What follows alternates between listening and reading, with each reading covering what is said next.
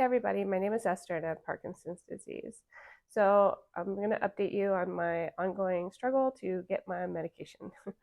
My insurance company had refused to pay for it uh, as of Friday. I called them, they did an override. I placed an order. It was supposed to be shipped yesterday. When I woke up this morning, the order had been canceled. So I reached out again. And basically, now I'm being told that I can't use mail order at all. This is a drug that I have to have filled in person at a pharmacy. And I have 2 pills left. This is not going to even get me till 5 o'clock. And I have to drive to the other side of town today. My daughter has a competition with her orchestra. So I still have some of a different dosage, which is a good thing. So I will probably take 2 of these instead of my normal 1 of each. And if you have Parkinson's, you know that your medication regimen is very specific to you. And if you find something that works, you need to stick with it. That's especially true for me because I have wearing off dyskinesia. So I've already taken this combo today. When I take this next dose and it's slightly different, I am very, very likely to get dyskinesia again because I'm having that fluctuation in my levels, which is what I need to avoid to function. In addition to that, I got an email from the neurologist that specializes in multiple sclerosis that I saw last year, who told me that they didn't think I had multiple sclerosis when I was diagnosed with Parkinson's, that he has reviewed some of my old labs, and I definitely have all of the indicators of MS. But it is possible that I will never have symptoms of MS.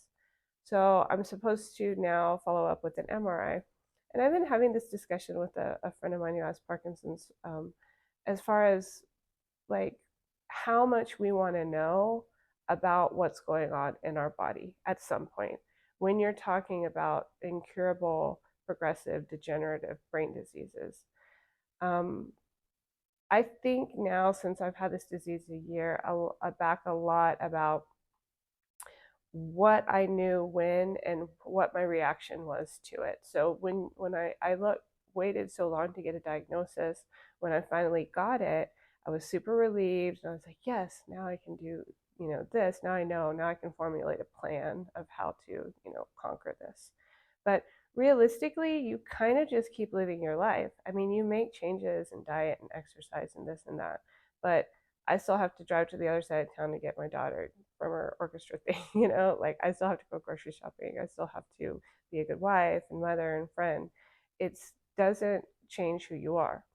And the more you start to dig into like the internal mechanizations of what's broken in your body, it kind of the cost benefit analysis of what you're getting out of that information isn't that great anymore.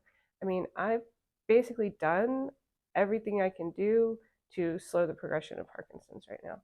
And I certainly am not looking forward to taking more medication for another disease that I don't even have symptoms for yet, and I might not ever get. So I'm curious as to what people think about what you wish you knew and what you didn't wish you knew. Because now I'm so knowledgeable about all of the symptoms of Parkinson's that I wish I kind of didn't know some of them, because I think a lot about like my walk, my gait, and how long did my arm not swing? How long did my foot drag? I mean, I just like lived my life. I didn't think about it. And yeah, I haven't told this story before. I actually busted my head open pretty severely and got 3 staples in it right before I saw my first neurologist, because there was definitely things going on with my reaction time. And I think we all have incidences like that with Parkinson's, like things that we look back and realize, like, oh, that was Parkinson's. But at the time you didn't know, you know? So I think that's an interesting discussion. Like, if you had to go back, would you have wanted to know at the time, or would you just have waited? You know, like how does that information help you improve your life? So I'm just saying, I don't think I'm going to pay for an MRI right now. Um, I have had enough of healthcare for a while, and I'm just going to keep my fingers crossed and keep doing what I'm doing. And I don't think my life is really going to change one way or the other if I add multiple sclerosis to the ever-growing list of brain conditions that I have. So anyway, I hope this helps.